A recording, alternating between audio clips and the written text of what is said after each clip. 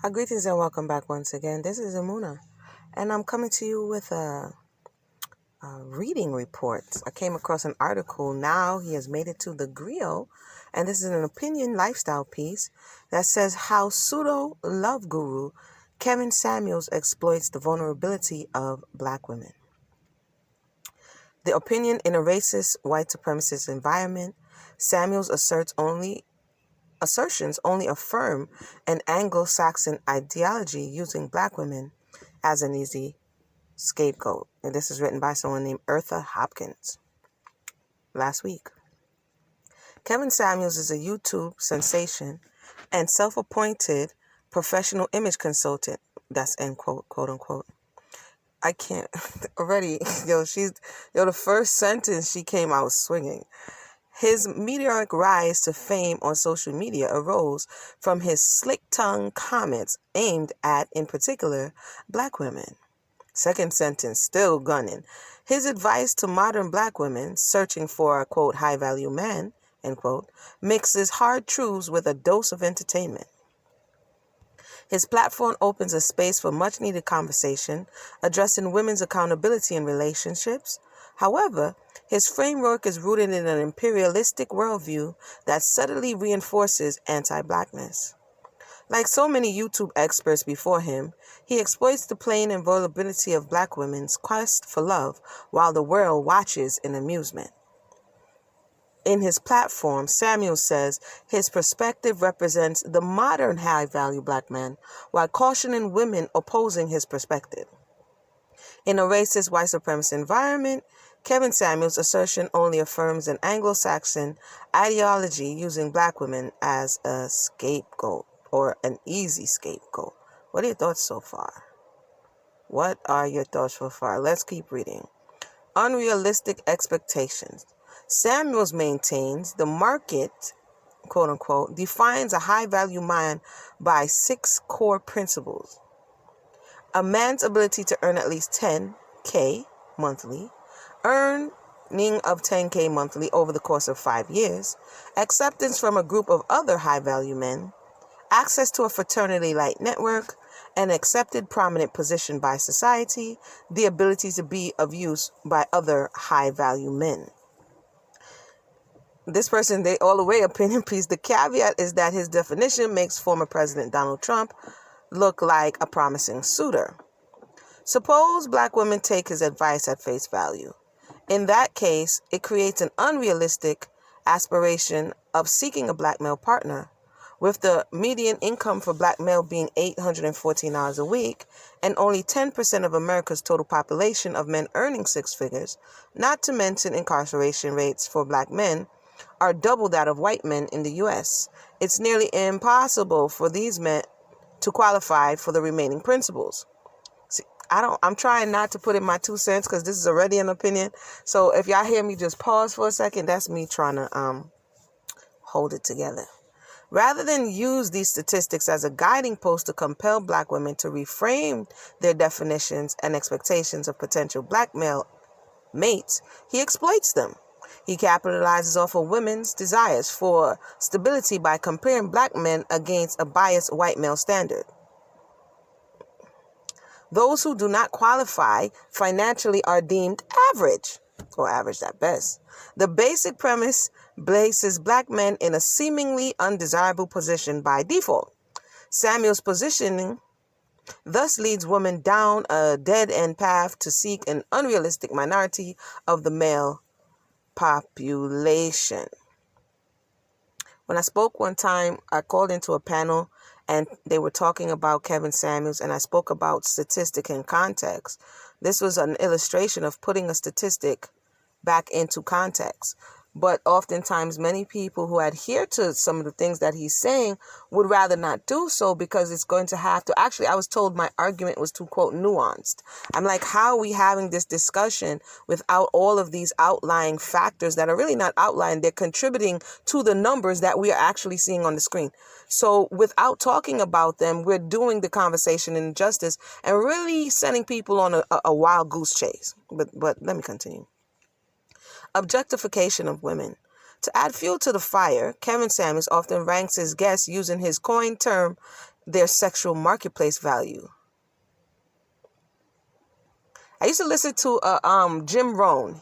Jim Rohn is he worked at Herbalife. He's a marketer. He's passed on now. But if you've heard of Jim Rohn, he always used to talk about marketplace value as it relates to whatever your services that you have or your talents or abilities, how you contribute them or how you represent in the marketplace and what you can get for what you can offer to the people. So I'm sorry, every time they say sexual marketplace value, that to me, that's like a spin on it. But it says their sexual marketplace value and bases their attractiveness on height, weight, dress size, and physical features. If he believes a woman is below average, quote unquote, or an 8 or less on a 10-point scale, he suggests they lower their value. Or say lower their expectations of attracting a high-value man. Those he sees as particularly unfit, he advises these women to settle for average men, or worse than average, to meet their personal and relational needs. It's like if you go to the pawn shop, they want to have the ability to, when they buy your thing at the lowest value, to be able to mark it up to their likings when they resell it. So you have to know who you're going to for the person to appraise your value, right? So what he's doing and what she's talking about is this appraisal system. But even though he's telling you this is what it's based on, oftentimes it doesn't appear that that's what it's based on. You put this data in Kevin Samuels' mind and he spits out a number, right? It's kind of crazy. But in one video, Samuels compares a black woman's physique to oh gosh, don't make me read it. To former NFL linebacker Emmitt Smith and Barry Sanders, claiming that her weight reduces her options for companionship. And I think because the issues are being conflated, some people be like, he has a point. He has a point. He's spitting facts, because it's all mixed in together, right? So you could be like, yeah, there's some beans in this soup, but there's some other stuff in this soup too. So yes, how we present ourselves when we show up in the world does determine a lot of things. So to say that he's wrong in this area, the way he's going about it is what I don't agree with. But to say that we don't have to take better care of our health and how we look, but oftentimes the reasons he's giving is for a mate and not necessarily so that you don't die slow. You understand what I'm saying? First, you have to do these things for yourself. I'm just saying. You're a running back size. You could hit the A gap like a So don't come up in here talking about what men can and cannot do when they got to accept somebody who could run the power eye. He facetiously continues, you should be grateful that a high-value man will pick you over a woman who is 5'4", 120 pounds and a dress size 4. And that's reducing somebody. It doesn't matter what's between their ears. It doesn't matter if they have personality. It doesn't matter if they have value of themselves, self-esteem, as long as they fit these physical. And a lot of times people will say, no, Mona, but listen, I'm not going to click the linebacker one. I can't today. I'm not going to do it. I'm not going to do it. Don't do it. Misogynoir, she says. This tough light of love advice oozes misogynoir, amplifying a historically racist, westernized view of beauty that only serves to demean and black women. I'm not sure about that part of it. If that were not indicative enough of how his Eurocentric perspective leaves black women open for attack, his hyper-focus on surface discourse surely seals the deal. He consistently perpetuates clickbait conversation that incites reality TV-esque squabbles, but is unable to properly acknowledge white supremacy as the driving force behind his divisiveness. And I would say, from personal experience and what I'm seeing, there is a divisive spirit. If you are spiritual and you have an eye to be able to see beyond what you're hearing, there's definitely a divisive spirit at work. Instead, he plays a trope role of antagonist against black women. In the same breath, Kevin Samuels casually references author Shahrazad Abli's book, The Black Man's Guide to Understanding the Black Woman, end quote. To discipline women's behavior, he also quickly follows simultaneously encourage black women to follow white women's lead and allow their high-value men to explore options of multiple mistresses. Yo, homegirl has been listening, eh? His short-sighted concerning the impact of racism seemingly aims only to blame the oppressed from being oppressed, or for being oppressed, citing black people's need to become a more, quote, competitive people, end quote, while accusing black people of remaining in victimhood.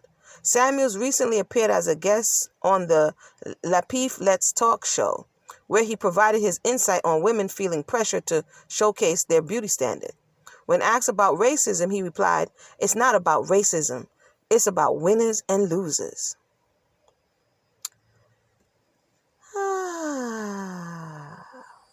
Toxic masculinity. I think I might need a little swig of some water, yo. Kevin Samuels is the poster child for a group of black men in dire need of love and acceptance from the world. His bootstrap rhetoric screams, "Pick me," dang, she's going in again, from white men who clearly have no interest in doing so. He serves He serves Uncle Ruckus vibes on a platter, using every statistic he can find to project his own internalized self-hatred. Again, this is an opinion piece. I'm just reading it. I'll let you know the parts I agree with. It's absolutely egregious and dangerous that this man, who has been on the planet for more than half a century, would proudly encourage assimilation as viable solution to the relationship woes between black women and men of today. If he is the quote-unquote godfather responsible for leading the new wave of black male masculinity, it would seem odd that his first victims would be black women who even today are his greatest allies. And she goes into false expertise. Did she say he gave Uncle Ruckus vibes, fam? False expertise. Another problematic aspect of Samuel's premise is the fact that he's claiming expertise on a topic that he's unqualified to address.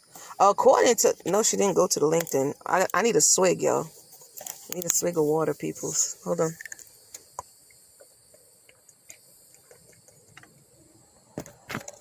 Okay, that was more than a swig.